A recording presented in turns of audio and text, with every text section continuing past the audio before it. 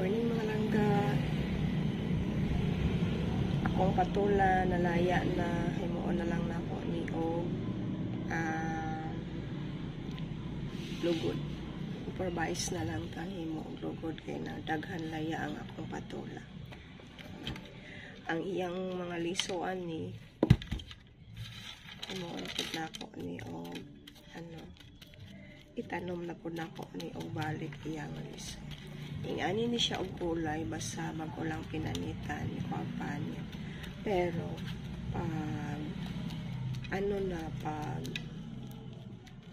mulan sa ni og tubig dayon labhan sa dayon butangan og sunrocks maputi na ni pwede na nimo gamiton panghimo og lugod. Salamat palangga sa pag-like, comment,